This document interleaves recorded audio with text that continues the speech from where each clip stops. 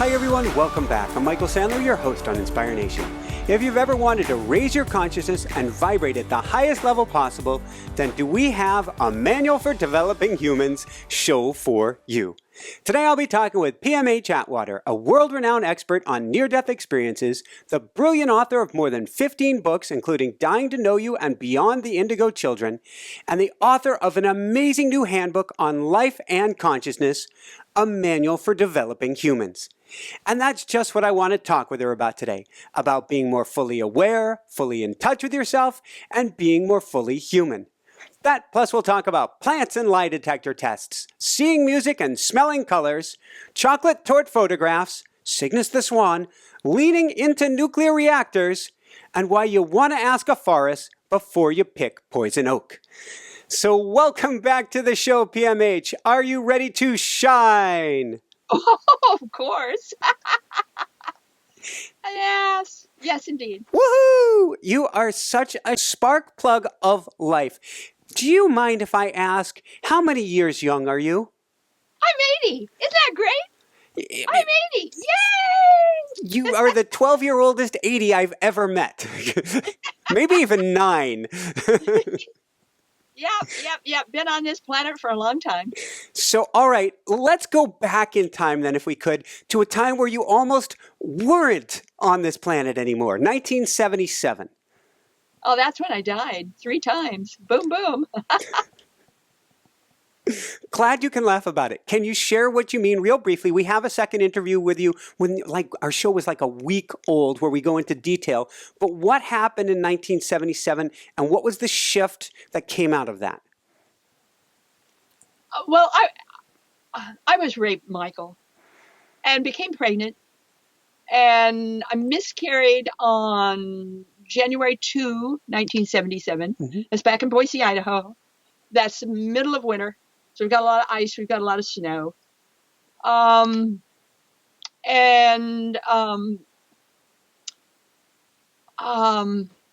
was a lot of hemorrhaging.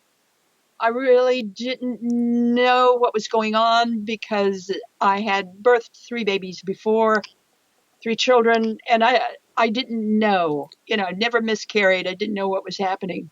But there's a lot of bleeding. And had an out-of-body experience, but it was more vivid in the sense that there were a lot of strange blobs floating around in the air, and I didn't know what they were. It was a very kind of, it wasn't scary, it was just puzzling. Mm-hmm. I was puzzled by it. Then on January 4, that's 2 days later, I had what turned out to be the worst case of phlebitis the specialist had ever heard of, let alone seen, followed by just all kinds of heart and other kinds of issues that occurred. And I was put on drugs. I had to take drugs like 24 hours a day in order to stay alive. And then on March 29, I died again. This time, they weren't sure what killed me. It could have been a heart attack. We don't know. Yeah. Then later that fall, so we're talking September, October, early November, I had 3 major relapses.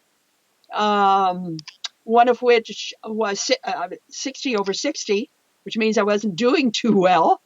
And, we in the field, even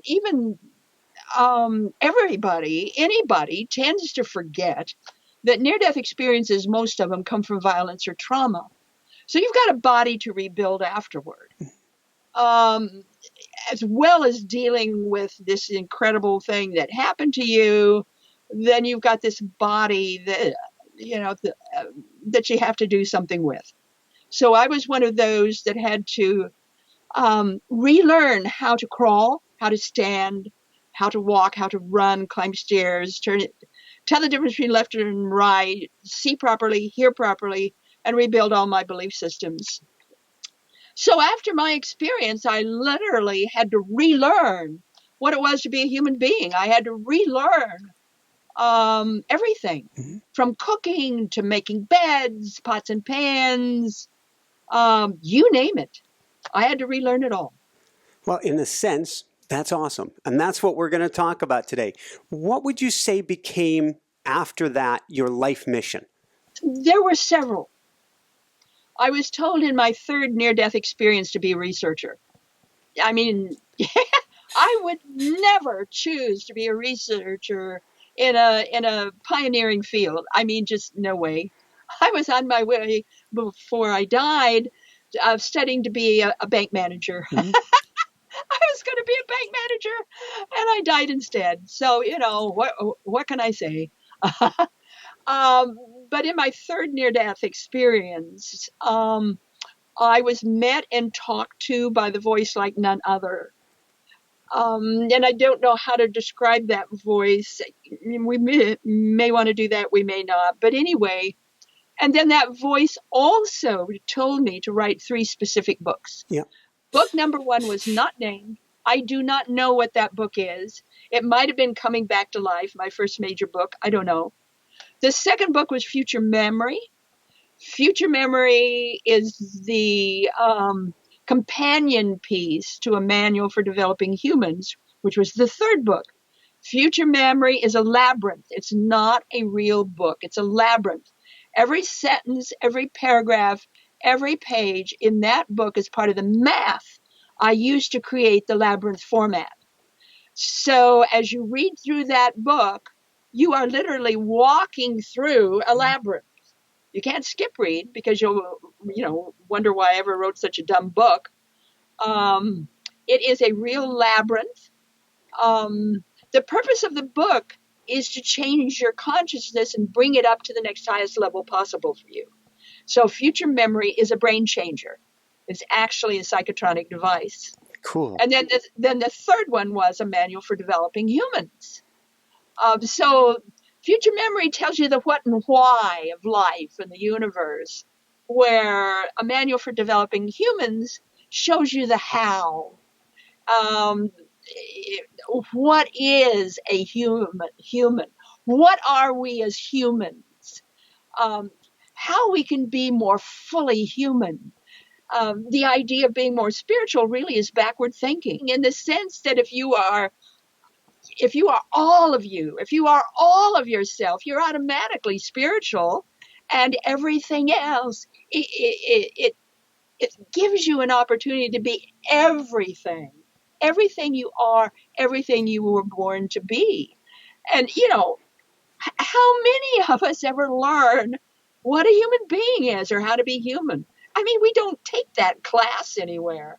So that's what the manual is all about. It gives you the basics on how to be more fully what and who you are, which is human. Michael, back in ancient times, the word hue Mhm. was the sound and tone of God. When they talked about human, they understood that meant God man. Human, God man. If you are all of yourself, if you are everything you were created to be, or at least as much as you can of that, you're automatically a God in the making. Absolutely, you're a God in the making. So why don't we say it? Why don't we, be that? Be who we are. And that's what the manual is all about. And it's written with a fifth dimensional format. There are just 6 sections. Each section is divided into 3 parts. Each examines and talks about whatever the topic is: conscious, subconscious, superconscious, intellect, intuition, knowing. So you get the full thing, you get the whole circle at the same time. You get it all together because that's what the 5th dimension is. All is revealed in tension rules. Mhm. So that's what the manual is. It's a wake up call. So let's dive into that wake up call, and I want to start with the brain mind assembly. What exactly is this? The brain mind assembly, that's what I call all of the major parts of us. Um, you know, uh, the mind, Mm-hmm. the actual brain organ, Yeah. and especially the limbic system. The limbic system, I think, truly is one of the most special and specialized and important parts of our brain, because everything that comes into the brain, everything that comes into the brain mind goes through the limbic. It's like the limbic is that super conductor, that super executive office that decides what goes into the different parts of the brain for elaboration, for working on, for handling. So your limbic is your main executive office, really. It's the seat of our emotions, but it's also the seat of what we're going to be doing. So it makes all of those decisions and shunts everything off to its right place in the brain. So rather than talking about the limbic or the left brain or the right brain or the mind, I just call it the brain mind assembly. That's the whole, that's the whole picture. Very cool. So let's. Are there challenges? We came here as spiritual beings having a physical existence, and we're given a limbic system that is a gateway to everything. Now, some people pick on the limbic system and say because of it, we're always on the lookout for tigers. It's the amygdala. It's the amygdala. Is the limbic system really so limited, or is it a beautiful gift that we have this? Well, it always depends on our point of view. Um, Children in school, for instance, Mm-hmm. will not learn very much or very well if you don't activate motion, if you don't activate feeling, if you don't activate dance and voice. That's part of the limbic. That's what the limbic attaches to or is involved in.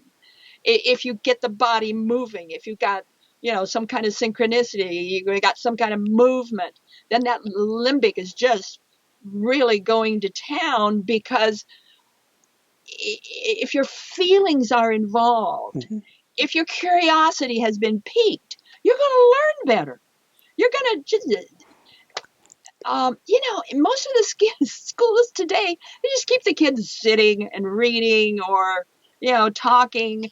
They don't let them move.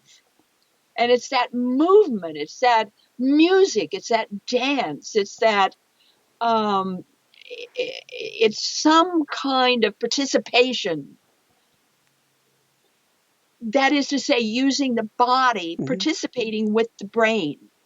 That's where you got real learning. Well, if you think of a child, if you go back in time, maybe go back to Huck Finn era or something, but even the kids in the US not too long ago, you learned early on by going out and getting lost, whether that's your Yeah. neighborhood, whether that's your woods, you're picking up stones, you're throwing them into creeks and stuff, and you're developing a whole, we had on Dr. Michael Merzenich, the father of brain plasticity, we were talking about this, you build a whole mental map of your environment, and your brain wires together based on movement. Right, right. And so that part of the manual that talks about the brain mind assembly gives you all kinds of ideas, little practices, little things you can do, gives you a way to understand that and look at that.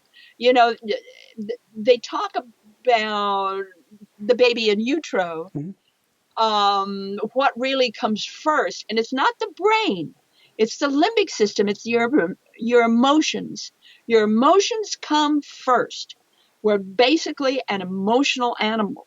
And from the emotions, then the brain and the mind are kick in, react, expand, get involved.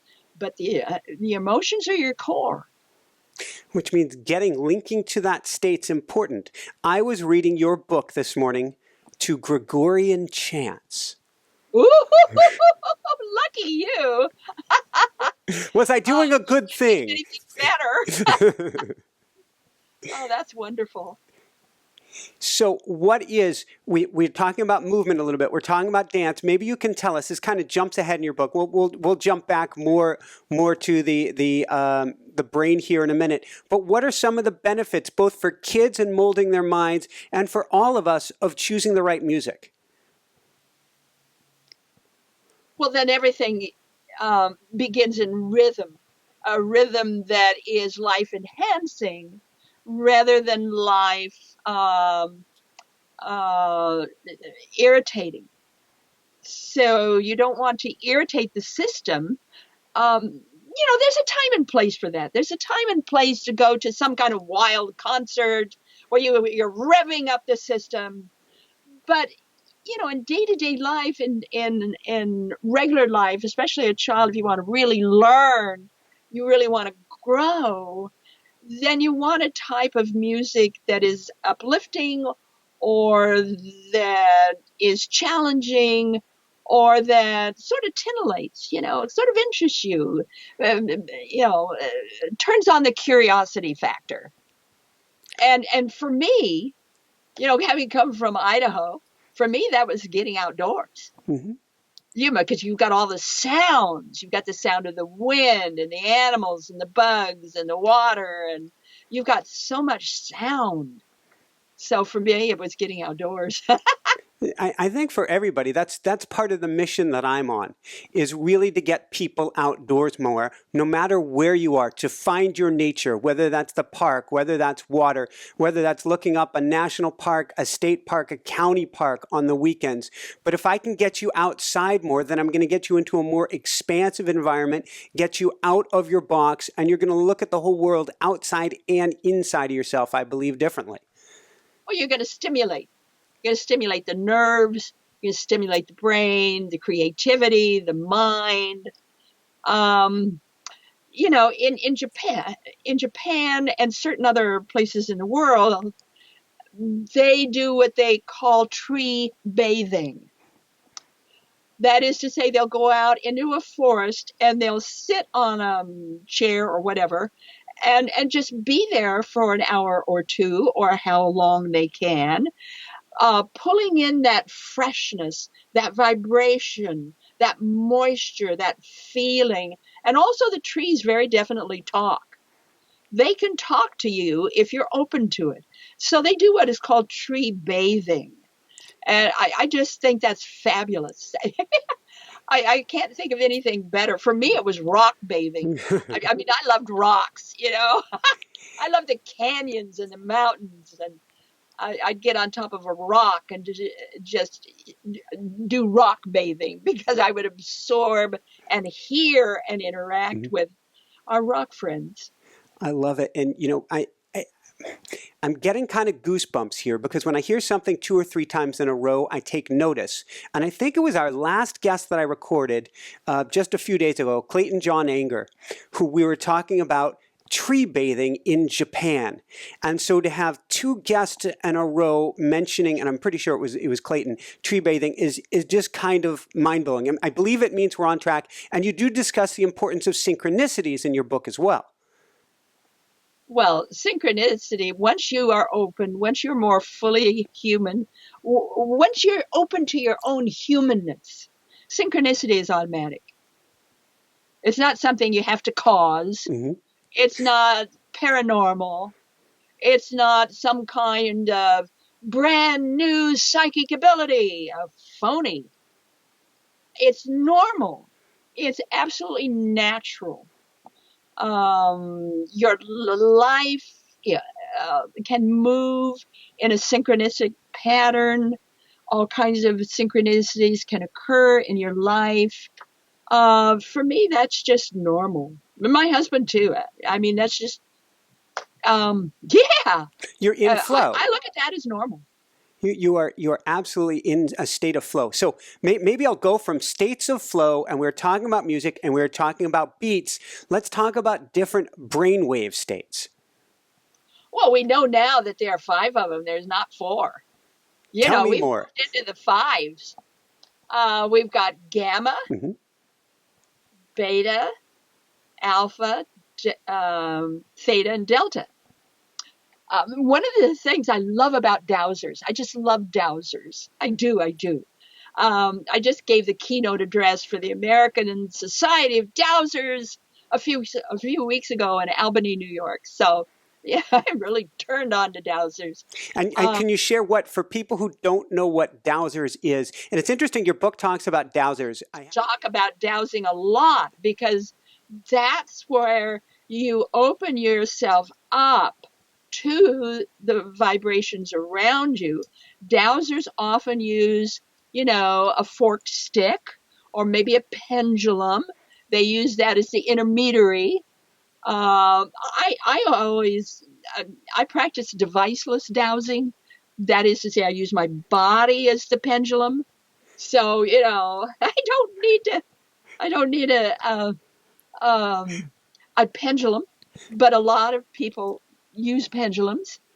But it's the idea of being able to sense or tune into or interplay with energy. Mm-hmm. You're whatever you want to find, whatever you want to do, whatever you're thinking about, be able to plug into the highest and best for you. So that's what dowsers do. And it's very simple. Kids can do it. They teach kids, grandmas, everybody. Very simple, very innocent, very lovely.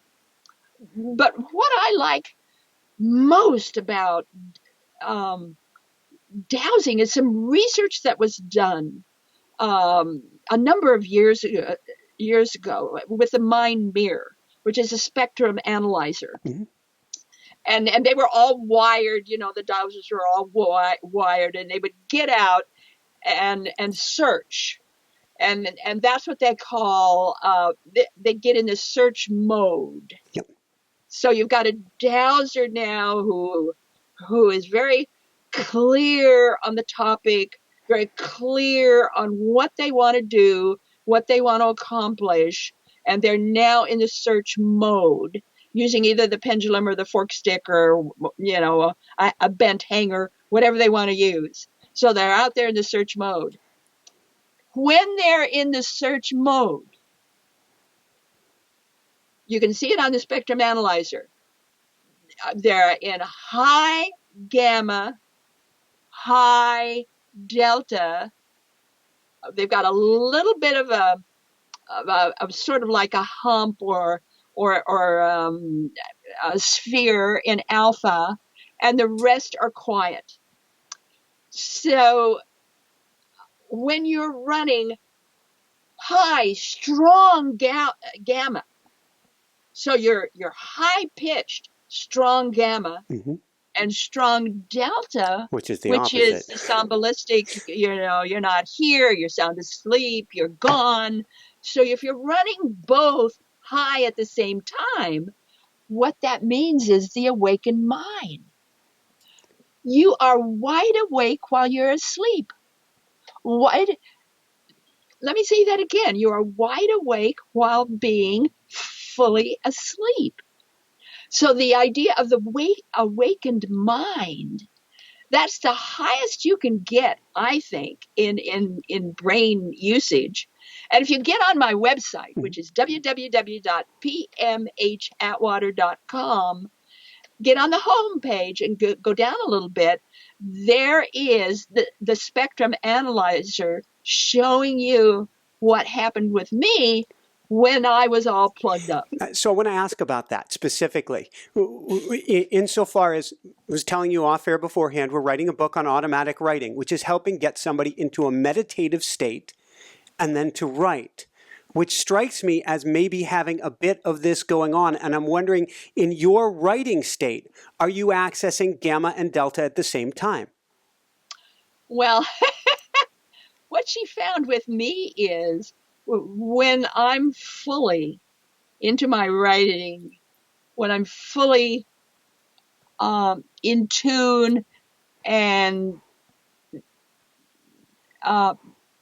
fully alert and doing what I do. I filled all 5. Wow. Wow. And she said she'd only run across about 3 or 4 other people so far in her work that have ever done that. She said most psychics don't do it. Mm-hmm. Most meditators aren't there. She said very, very few people can fill the spectrum on all levels. And I was doing it.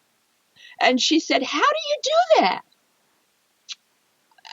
How can you get all 5 together? And I said, I don't know how it happens. All I know is that when I'm writing,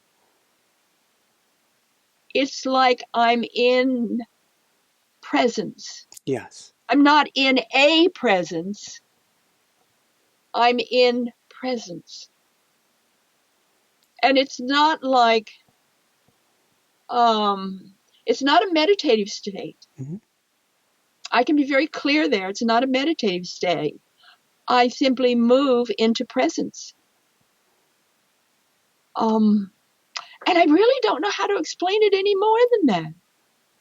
Because I'm not automatic. I'm not a medium. I'm not a channeler. Well, everybody channels, really. Some people say they're channeling. I'm not doing any of that. I'm just fully, totally in presence. Which is probably the most important thing we can ask for. And I find I do that more and more and more since I died. I'm moving more and more into presence. It's I don't know if it's an in-between state. I don't know if it's the best state. I have no idea what to call it except presence. You're suddenly there. You're just suddenly there. And you can't define what there is. You're just suddenly there. I think I get it. I think so. Sorry. Let's go from there. And speaking about gamma and delta at the same time. By the way, yeah. The whole manual was written in presence. Woohoo! That's why it has a 5th dimensional format. Mm-hmm. I wasn't in this dimension at all. The 5th dimension, all is revealed, intention rules. The entire future memory and a manual for developing humans were all written when I was in presence. That makes perfect sense. Let's talk about kids for a second related to presencing. You say that kids, in your book, you say kids since 1982. There have been challenges with the IQ tests because they're also... What's going on? Getting into my work with evolution, I would really recommend everybody read Children of the Fifth World, because we really need to clue into that. I talk about it some in the manual, but you get more of it in Children of the Fifth World. The human race is evolving. Mm-hmm. We are evolving even past the fifth world. What does that mean? We're getting more into the fifth world, but we're even evolving past the fifth world. If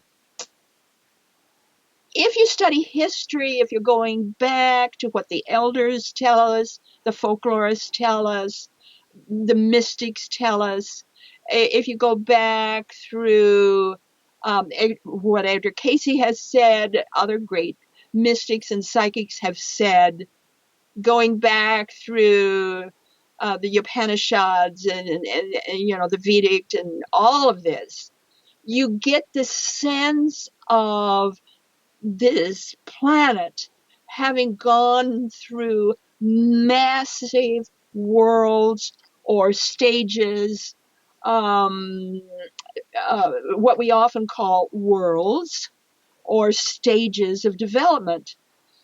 And as near as we can tell, we're in the fifth world now. We've been in the fifth world actually for a while.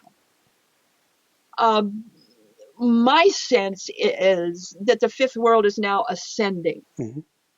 So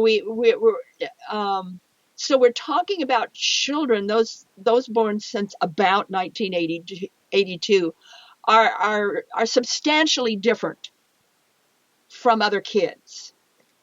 They're substantially different in very specific ways. Among them is how the brain works. Now, if we turn to science, then we see worldwide in those countries that use the standard IQ test, 1/3 of their kids are showing IQs between 140 to 150.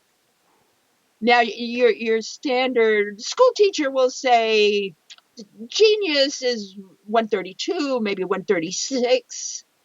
So these are people that are showing much higher than the standard for a genius IQ, 140 to 150.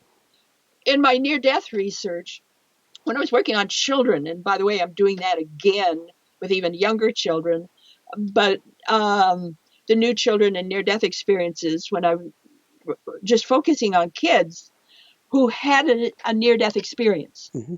What I found is that 1/3 of them, afterward, when they could take the test, were showing 140 to 150. Well, I need to be correct here, 48%, which is almost half of them. And a few of them had genetic cues that, maybe it's coming from the family, but the rest of them, no, there's no genetics you can point to. So what's going on with suddenly they're knowing more after a near-death experience? Now we see this with adults too. The jump is not as big, but no matter how long they're dead, Mm-hmm. they come back knowing more than they did before. They're more intelligent than they were before. That's a standard after effect of a near-death experience. So we're finding this now in everyday kids born every day, every way, everywhere, with all kinds of families all over the world. So obviously it's not a near-death thing. It's all the kids, about 1/3 of them, are getting this bump up, this very different mind. And it's a mind that spreads. It's not just a mind that's smart. It's a mind that spreads. They can take in all kinds of things. And that's somewhat helpful when you're thinking in terms of the digital world, and somewhat not helpful. Where we have the biggest challenge is these kids today have no idea about inflection of voice. Mm-hmm. They have no idea about expressions on the face. They have no idea about emotional response. They got this quick click mind, but they're losing how to be a human being. They're losing their humanness. So it's very important for the newer generations. Get them outside, get them pets, do whatever you can to spread their mind, spread the impulses in their life, spread the stimuli in their life, so that they have an opportunity to grow on all levels rather than just IQ. And you would say that they're coming in with this greater ability so that they can Well, just as part of our natural evolution. Well, certainly they're made to order for the digital world. To them, it's not minutes, it's nanoseconds. Mm. They're made to order for the digital world. They are. But certainly, the challenge for the parents is, don't forget you're human too. Don't forget you live in a body. Don't forget you have a heart. Don't forget that everybody needs love. I don't care how brilliant you are. Don't forget the rest of it. Thank you. You were talking earlier, you said you were talking about the importance of emotion.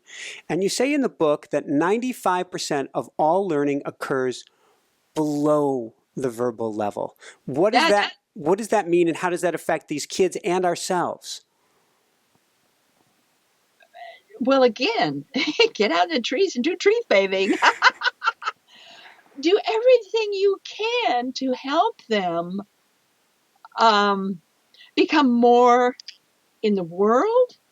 But, to me, this is a big flag to wave in front of all the parents, because it's saying whatever you do, you are teaching your children. Not what you say. Mm-hmm.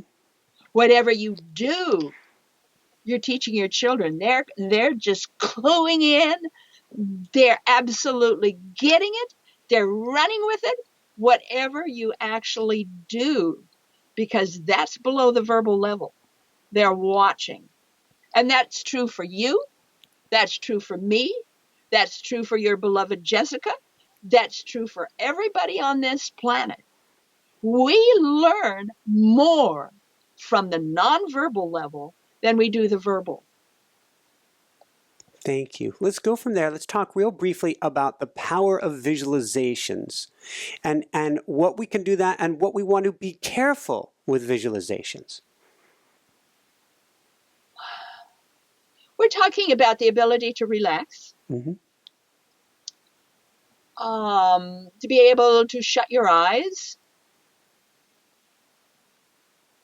to move into a more of a meditative state in that you're completely relaxed. Hopefully your eyes are closed, but not necessarily. And you're in that state of total relaxation where you have a particular goal or you have a particular thing you want to do. And you focus on that. It's like any good athlete knows this. They know how to relax, get into a meditative state, and then in their mind see very clearly what they want to do. They see it, they do it, they exercise in their mind before they're fully engaged and do it with their body. Remember, Tesla always said he tested everything out in his mind before he actually made it. And that way, when he created something, it was ready to go. He didn't have to test it as a finished product. He'd already tested it in his mind. I come from a whole family of people who do that. My grandfather did that. He was having problems irrigating. So in his mind, he dealt with the problem. Okay, how might I handle that problem? What could I do? He then saw what he could do. He saw himself making it. He actually then went out in his fields and made a certain box kind of way he could irrigate. Yeah. Unfortunately, he never copyrighted it. Somebody else did it and made all the money. But any kind of goal you have, anything that you want to accomplish, do it first in your mind. Thank you. And on that note, you talk about we may not, if we visualize at the highest level, we may not know fully what's in our best and highest good. And so one of the things that I teach people a lot, and you use the exact same terminology here, so I take that as another synchronicity. You say the importance of asking for my highest good and the highest good of all. Oh, absolutely. I won't do anything. Me either. Until I ask that first in my mind. And the magic, wonderful word appropriate. Is it appropriate? You see, you take judgment out. There's no positive, there's no negative, there's no yes, there's no no, there's appropriate. Is it appropriate that I go, that I do? Let me give you an example. Last November, I had an opportunity to go to Istanbul, Turkey, and give a talk to a very large crowd. I had the State Department contacting me almost every day. Don't go, don't go. They're kidnapping Americans. There's so much turmoil in Turkey. Remember, they just had that big blow up, and Erdogan was kicking out and firing and putting in prison most of the school teachers, and what he was doing to his country was sort of like Hitler almost. The whole country was in utter turmoil. And my husband was very concerned. My family was concerned. So I went back into prayer and is it appropriate that I go for my highest good and the highest good of all concerned? And an absolute positive go. So I went. It was one of the richest, most fabulous experiences of my life. I spoke to an audience of 2,544 people. I was there to be in the streets with hundreds of thousands of people celebrating the birthday of the Turkish Constitution. Mm-hmm. I was there to see a lot of things I had never seen in my life before. There were men dragging the biggest bags I've ever seen. They were as big as a small car, and they were on platforms with wheels. The men were picking up garbage and stuff from the streets and the alleys. The women were wanted to clean out your bathrooms. They wanted to earn money. The men would take whatever they found and they would sell it. These people did not beg, they worked. They were Syrian refugees. I've never seen real Syrian refugees before. Their face, their skin was stone. It had turned to stone. There was no expression whatsoever. They were fully stone. I mean, just imagine the trauma. I can't even imagine the trauma these people have absorbed and lived through. So I met one of them when I was leaving at the airport, and she was in obvious pain with her legs, and she was tugging at her legs. She was over a ways, and I looked at her, and I knew what I could do to help her. So I would massage my legs, and then I would put my hands and I would open them up to her and smile. And then I'd do it again. I'd massage my legs, then I'd open it up to her and smile. And after a while, she caught on. So then she started massaging her legs like I did. And she did it again and again and again. And pretty soon there's this huge smile and coloring that came back to her face. There wasn't any stone anymore. And she smiled at me. And to me, that's our mission. That's what we're here for. That's what being a human is to be fully human yourself and to honor the humanness, the humanity in everybody else. And I mean, I was just overcome by that. And that to me is what it's all about. Wow. And you got her back in her body. You Yeah. got her back Her in. color came back and the stone was gone. You know, that's what it's all about, Michael. Thank you. Well, what is, it's a little early for takeaways, but I'm going to go there anyway. What's like one top level thing we get to do to be more human?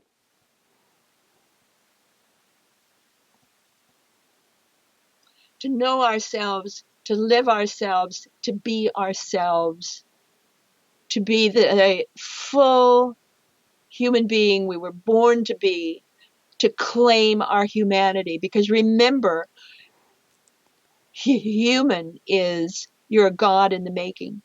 If you can declare and live Mm-hmm.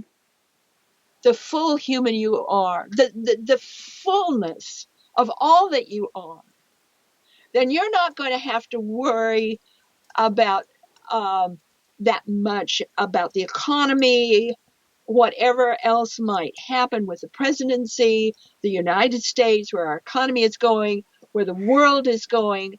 You're going to know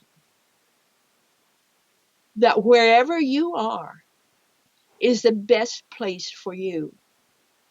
And if the sense or feeling is that that's not true, you'll move because you are loved. You are precious. You are a child of God. And we are here to be that. We are here to express that. We are here to be all that we can be. And that's what the manual is all about, is to give you the basics of how to bring that into your life and how to live that, how to be that more fully in your life. That's what it's all about. That's really what everything is all about. Woohoo! How do we, and it's all throughout your book, so there's no one thing, but I guess, what does it mean to truly live the fullness of who we are? What does it mean? Well, that's where satisfaction comes. That's where the amen comes from. That doesn't mean you did it right or that you did it wrong. We fall on our face. We make all kinds of mistakes. But we learn and we know how to handle that. And we don't stay down long. Once you have these techniques, once you know how to do it, you don't stay down long. If you're upset, you don't stay upset very long. If you're crying, you don't cry very long. It doesn't take that long to come back to center. Mm-hmm. And to come back to center of who and what you are, which is a God in the making. It's a child of God. I mean, this business of being psychic, phony baloney. The word psychic means soul. So when we're talking about psychic ability, we're talking about soul abilities. We're talking about who and what we are. We're talking about our birthright. We're not talking about something paranormal or special or different or spooky. We're talking about our birthright as human beings. I invite people to get more in harmony with nature, more in harmony with themselves. Did you realize, for instance, the 6 weeks before your birthday, Mm-hmm. you're the weakest you will ever be that year? The 6 weeks after your birthday, you are the strongest you will be that year. 6 months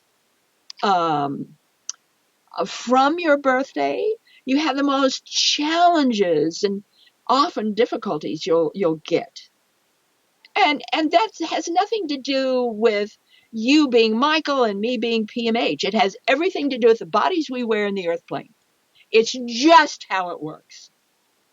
All of these kind of things are in the manual. Like for instance, everything you have at eye level in any room in your home is what you're praying for. So go back and take a look at the rooms in your home. What are you praying for? Catch on to this. These automatic things. It's a great, we'll use this as kind of a last main subject before we go into some wrap-up questions. Let's talk a little bit briefly about our environment. First off, how do we protect ourselves around our computers? Well, the way I do, the various steps I take.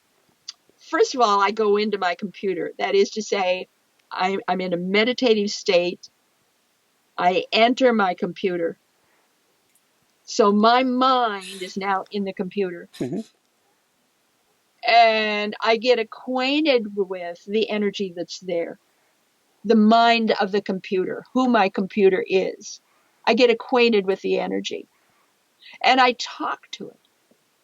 I tell it who I am, what I want to use it for.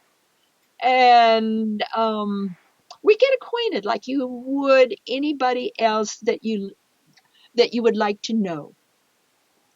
And that I tell my computer that I will take care of it, that I will honor it, that I will do everything I can to work with it so that we can produce the very best product. And so I've named my computer. My computer has a name. And then what I feel is very necessary is to surround your keyboard. I have a desk computer, so I have the screen, I have a keyboard, and I have the space in between. Mm-hmm. I fill the space in between with amber. There's lots and lots of amber.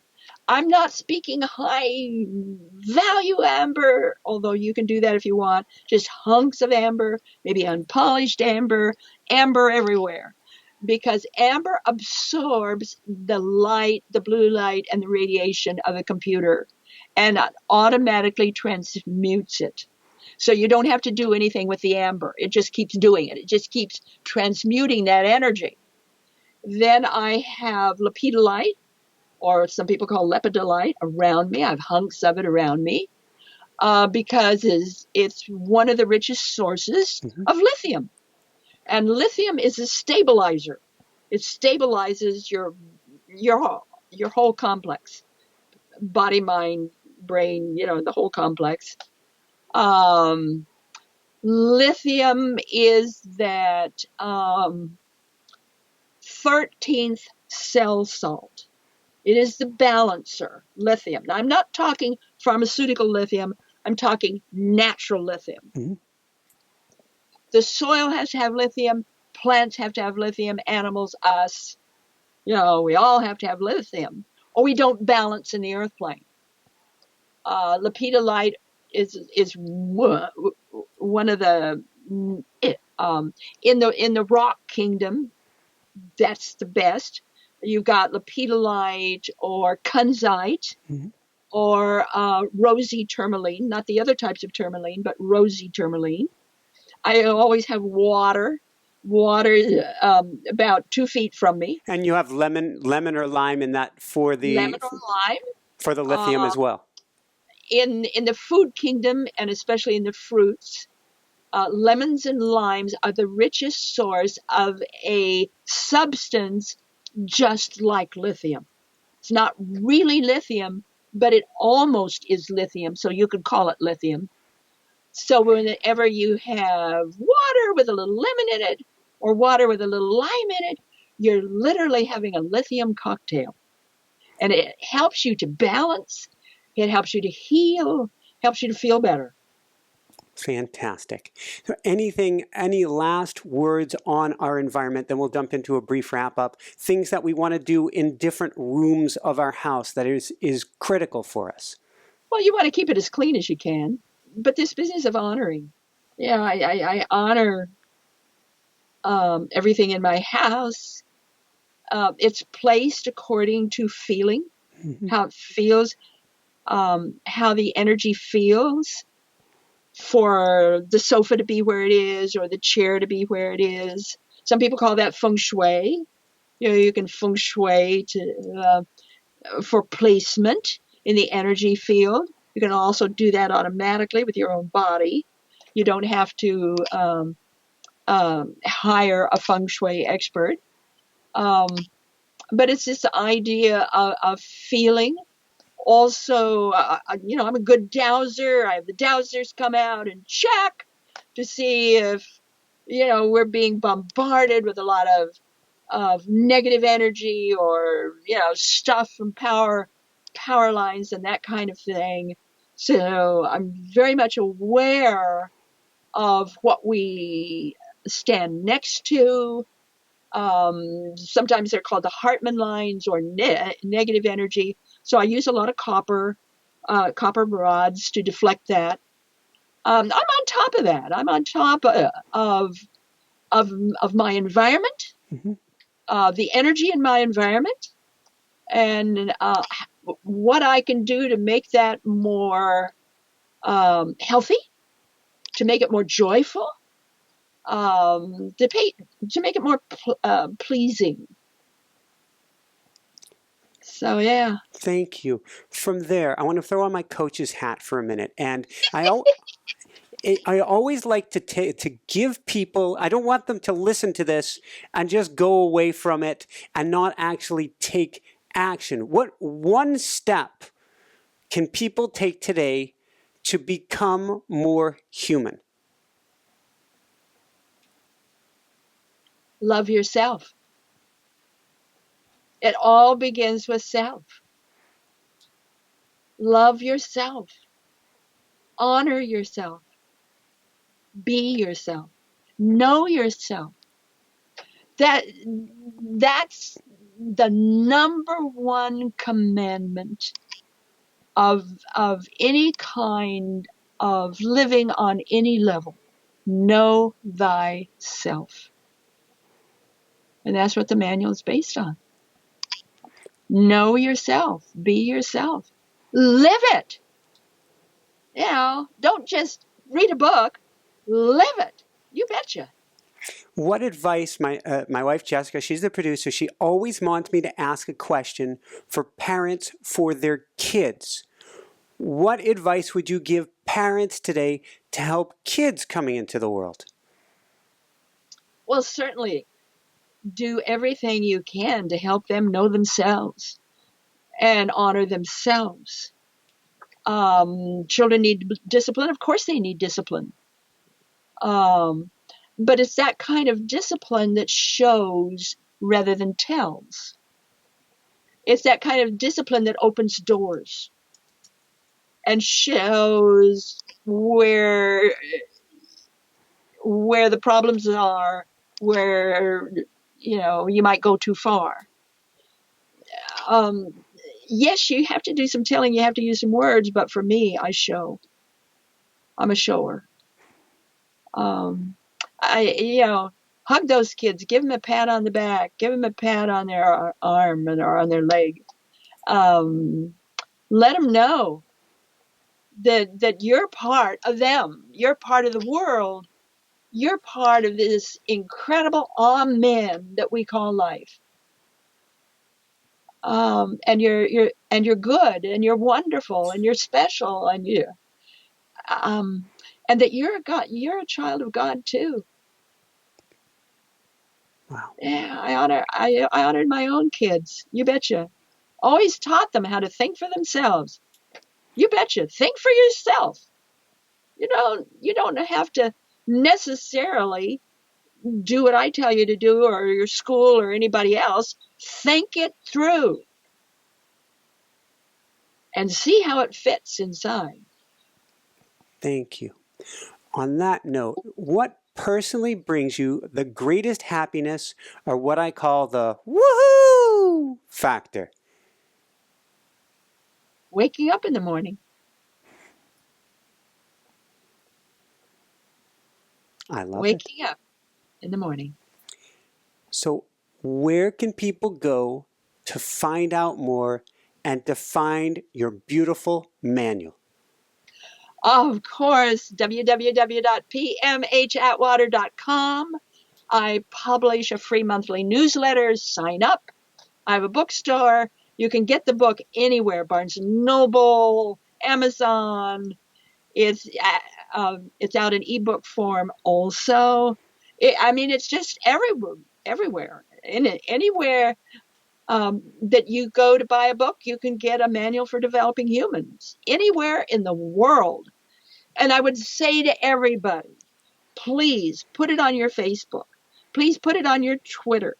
Do everything you can to get this book out, and get it out as fast as you can worldwide, because we all need this book. We need to stop right now and realize that being fully human is a gift. It's who we are. Let's do it. Thank you, thank you, thank you. I couldn't agree more. Any last words of wisdom you want to share today, PMH? Well, I bless everybody here. Remember, always there is life. It's not a before life. It's not a now life. It's not an afterlife. It's life. There's always been life. There will always be life. You've always existed. You always will exist. Life is just so exciting. I just love it. Woohoo! Your energy is contagious. Oh, good. Thank you so much for being on the show, PMH. This has been a true honor and a treat. And this is one of those few books where I'll say, usually I've gotten through all of each book before the interview. Your book is awesome in how much depth you go into everything. So I'll admit, I'm only 2/3 of the way through. And I'm going to keep getting on through your book, because it has so much great information in it. Oh, you're going to love it. You'll love it. So thank you so much. Thank you. And hello, Jessica. And I'm sure she says, hello, PMH, right back at you. Okay. For everyone out there, this is Michael Sandler saying, be well, have fun, get a manual for developing humans, and begin becoming more human today, and shine bright. Woohoo! Thank you so much. You're funny. I take that as a good thing. Yep. Thanks so much for watching. If you enjoyed it, be sure to like below. Also, leave your comments. Have some real fun with it. Subscribe to our channel, where you're going to get more great videos, more interviews coming up. And check out our website, inspirenationshow.com. That's where you'll find tips, blogs, information, videos you won't find anywhere else, and useful and helpful resources to really help you kickstart your life and to shine bright. Thanks so much again. Thank you for your support. Like, comment, subscribe. See the website. Thanks so much, and have fun. Of course, shine bright. Woohoo!